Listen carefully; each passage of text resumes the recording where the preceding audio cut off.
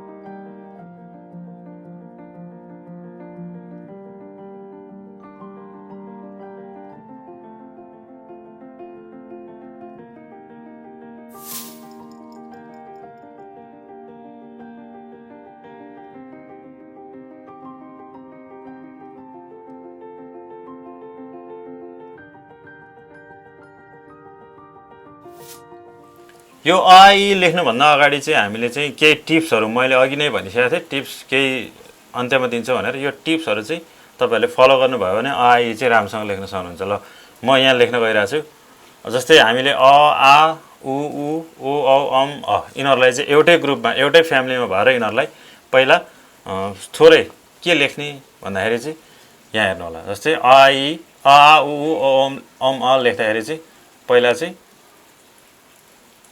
यस्तो लेख्ने उल्टो आदि सी जस्तो उल्टो सी जस्तो। अब यसलाई नै के गर्नु पर्यो, फेरि अर्को तलबाट यति गरेपछि यो उ भयो। अब यसलाई उ भयो। अब अ लेख्ने पनि यसै गरी हो। जस्तै यति गरिसकेपछि यो अ भयो। अ आ औ अम जे लेख्दा पनि भयो। अब हामी जाउँ अब इ मा। इ लेख्नु भन्दा अगाडि क ख को ड लेख्न सिकौं। अब यही ड लाई नै हामीले यति तान्देपछि इ भयो। इ को काम सक्यो। अब हामीले पहिला ए सिकौं। ए ऐ सिक्नु भन्दा अगाडि चाहिँ क ख को र लेख्न सिकौं। र भयो। यो र लाई नै यताबाट यति गरेपछि ए भयो। यो गरेपछि ऐ भयो। ए ऐ को काम पनि सक्यो। अब बाँकी रह्यो रि को काम। रि लाई चाहिँ के गर्नु पर्यो, पहिला त्र लेख्न सिक्नु पर्यो। त्र भयो। अब यो एउटा डी को दिने तेर्छु र सी बनाइदिउँ यसरी। सी पनि आधी सी, पुरा सी होइन। यति भएपछि हाम्रो आई लेख्न सकिन्छ। धन्यवाद।